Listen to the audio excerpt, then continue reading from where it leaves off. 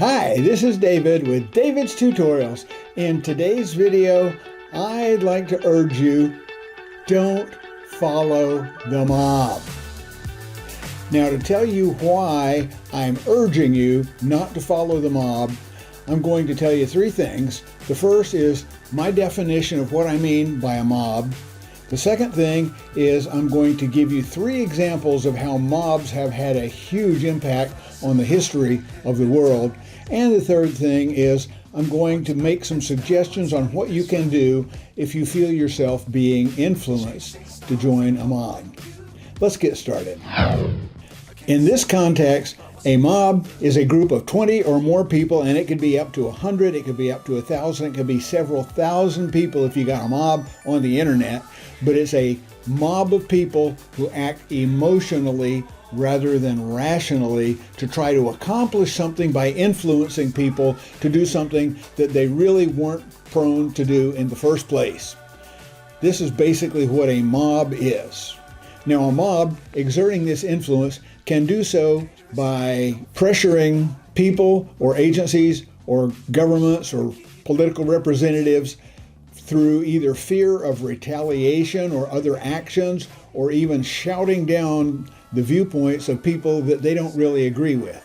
This is what a mob does. To give you an example of what I mean, here are three examples throughout history that show you an example of what a mob can accomplish.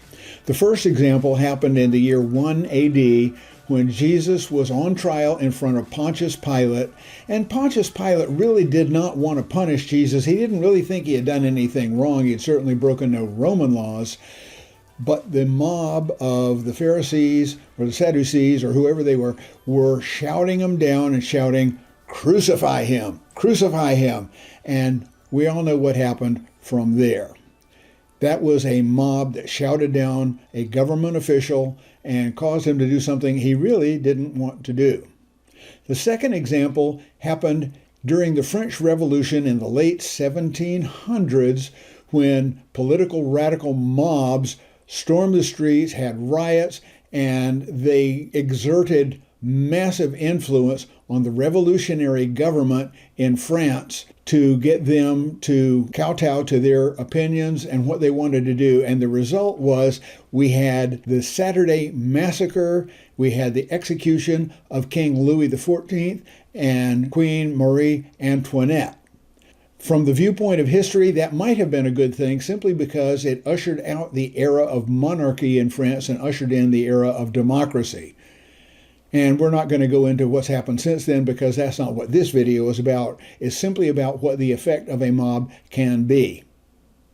The third example of a mob happened in February of 1933 when people unknown, still undecided or undetermined who it actually was that did this, set fire to the Reichstag, the German parliament building, and Hitler and the National Socialist Party, also known as the Nazis, used that to get the Reichstag fire decree passed, which basically suspended all civil rights and suppressed all opposition, allowing the Nazi Party to come into power in Germany. And we all know how that turned out. So what do you do if you feel yourself being drawn into a mob situation? I have three suggestions. You ask yourself these three questions. Question number one is, what is the rationale and the viewpoint of the other side? Whenever a mob is forming to try to do something, they want to exert some influence on some people to do something or say something or take some action that they really didn't want to do in the first place. What is the rationale and the viewpoint of that person who has the other position? Unless you understand why they believe what they believe and understand it logically, and don't just pay attention to the emotional influence of the mob who think, "Oh, this is horrible, you need to be on our side or else we're going to take radical action against you." You need to understand both sides of an issue because you know this is true. You can't make an intelligent decision unless you have all of the information. So learn all of the information you can when you have a situation where you feel yourself being drawn into a mob situation. Learn the viewpoint and the rationale of the other side. The second question you need to ask is, how's that worked out in the past? The most vivid example I can think of for that right now, pardon me for getting political, I don't like doing that, but it is the fact that there's a lot of people in this country who want to move the United States towards a socialist society, a socialist government. And I've seen a man on the street interview where the respondent said, "Oh, socialism, that's got to be good, right? Because, social media is good, therefore a socialist government ought to be good." And I'm thinking, oh my goodness, have you not learned a thing in your life? You've got to ask yourself, what have socialist governments done in the past, and how has that worked out? I'm not going to get into that right now. You probably should do that if you don't know it right now. Just look at what socialist governments have existed in the past, and how has that worked out for everybody? And ask yourself, is this the kind of thing I want to go along with? So when you feel yourself being drawn into a mob movement, ask yourself, if this mob prevails with what they want done, how is that going to work out based on how it's worked out in the past? The third question you need to ask is, what is the long-term effect if the mob prevails? Now, I'm not talking about a year from now, 2 years, 5 years from now. I'm talking about 10, 20, 100 years from now. How is it going to work out long-term if the mob opinion prevails and they begin to rule whatever it is they're looking to take charge of for your kids, for your grandkids, for all of the kids that have yet to be born where you are? How's it going to work out long term? Ask yourself these questions and look at all of them logically, not emotionally. Because when you make an emotional decision, if you look back on your own life, you'll probably find that the decisions you made that were emotional and went against ration did not work out so well. So decide these things rationally and not emotionally, and you will be sure to have a much better outcome. I'm not saying that mobs are bad. I'm not saying that mobs are good. I'm saying that you need to look at them dispassionately and make an intelligent decision before you decide to join a mob. So the bottom line on my video is I'm urging you, don't follow the mob, at least until you have considered it rationally. Now, one final thing I'd like to leave you with is from the Bible, the book of Romans, chapter 12, verse 2.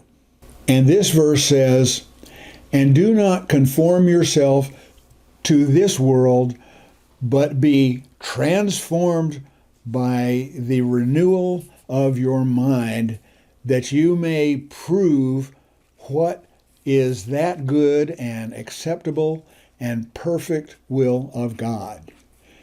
Now, I believe, and I know many people out there watching this believe, that God is good. God cares about his children. He cares about us. He wants nothing but good for us. And it is only when we obey the Lord that we will reap the benefits of his blessings. Now, even if you are an atheist, you need to understand that the will of God as outlined in the Bible is a good thing, even if you're an atheist. Learn what it is, follow it, and your life will benefit. That's all I've got for this one. Just remember, don't follow the mob. And when you feel yourself drawn into it, ask those 3 questions. Ask, what is the other side's viewpoint and rationale? Ask, how has it worked out in the past? And ask, what is going to be the long-term effect? And I believe you'll be a lot happier in the future going forward. And if you think this video is something that other people need to see, particularly those who are prone to following a mob and just joining whatever bandwagon is rolling by, then share this video with them and urge them to think rationally. Don't follow the mob, but make your own decision.